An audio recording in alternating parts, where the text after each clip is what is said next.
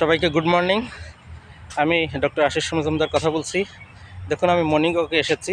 এই যে দেখুন, ওই যে দূরে কিছু ছেলেপেলেরা এখানে ব্যাডমিন্টন খেলছে, আর চারিদিকে শুধু সবুজ আর সবুজ। বুঝেছেন কি সুন্দর একটা জায়গা?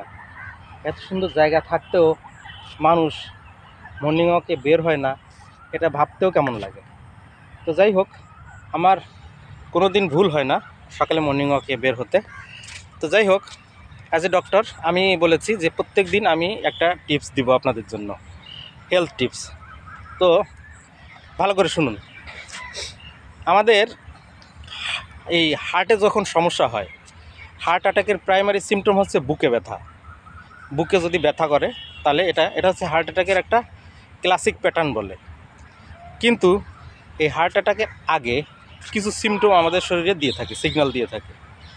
যদি দেখেন হঠাৎ করে এটা ছাড়াও, এই বুকে ব্যথা ছাড়াও আপনার যদি হঠাৎ করে এই চোয়ালে ব্যথা হয়, এই এই এই চোয়ালে বা দাঁতের মাড়িতে যদি ব্যথা হয়, এবং এটাকে আপনি কিন্তু সহজে বা অবহেলা করে উড়িয়ে দিবেন না।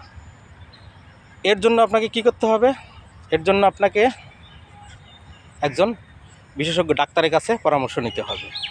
তাহলে আপনার দাঁতের মাড়িতে যদি সমস্যা হয়, চোয়ালে সমস্যা হয়, তাহলে আপনাকে অবশ্যই ডেন্টিস্টের কাছে যেতে হবে। উনি কিছু প্রাইমারি কিছু ইনভেস্টিগেশন দিয়ে দেখলেন যে না, কোথাও তো কোনো সমস্যা নাই। তাহলে কারণটা কী? তাহলে কারণটা এবার আপনাকে নিজেই বুঝতে হবে। আপনার পরিবারে রিস্ক ফ্যাক্টর আছে কি না? যেমন আগে কেউ কোনো ব্যক্তি হার্ট অ্যাটাক করেছেন, বা কারোর হাই ডায়াবেটিস আছে, কোলেস্টেরল আছে, অনেক কিছু থাকতে পারে। এই ধরনের সমস্যা আপনার পরিবারে আছে কিনা, বা আপনার নিজের আছে কিনা, বা আপনি ধূমপান করেন, ধূমপান চেষ্টা করেও ছাড়তে পারছেন না, এরকম কোনো সমস্যা যদি থাকে তাহলে এটাকে আপনি অবহেলা করবেন না। এই যে চোয়ালে ব্যথা, এটা কিন্তু প্রাইমারি হার্ট অ্যাটাকের একটা সিমটম। আপনি অবশ্যই দ্রুত একজন কার্ডিওলজিস্টের সাথে দেখা করবেন। উনি আপনার এই সমস্যাগুলো শুনে, এবং উনি বলবেন যে আপনি কি ডেন্টিস্ট দেখিয়েছেন? বলে হ্যাঁ দেখিয়েছি, কোনো সমস্যা নেই, কোনো সমস্যা নেই। এবার উনি কী করবেন? কিছু প্রাইমারি ইনভেস্টিগেশন হিসেবে ইসিজি, ইকো এগুলো করতে দিবেন।